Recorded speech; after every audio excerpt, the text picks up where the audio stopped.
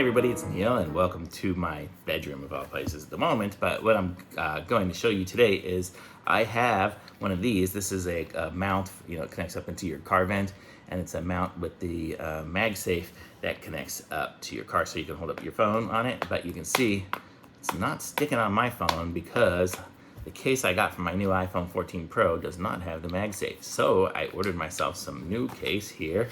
And so we're gonna check this thing out together. This is the one here. I don't even know what brand it is there, but whatever. So let's check it out and see how it works. It's supposed to be MagSafe, and it's a clear one, so it'll show off my nice, whatever color, purple phone or something. And so that's what it looks like. So it's got the little MagSafe loop on it, which is nice. It's got some dust and junk on it, but whatever. I'll try it without it. And so this is what it looks like now with the case on. And I actually have a screen protector on, so it's pretty good because it still has a little bit of a lip if you look at it, so it even covers the screen protector. So now, moment of truth. Let's see if I have this on my car. If this, oh, there we go. Man, that sticks, and that sticks good. I can bounce this thing all around. Well, not all around, but I can bounce it as a car would do, and it's not going anywhere. I also got myself one of those little loop things. I don't know where it is, over here somewhere.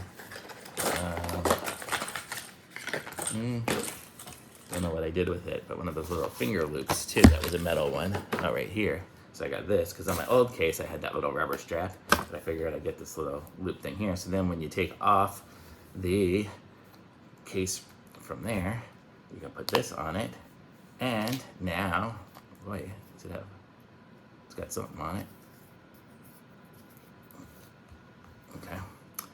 And, oh, there we go. Now we got a good seal on it, and there we go. So now it holds that, and I can go on a little bit of a ride and not have it fall off, which is nice.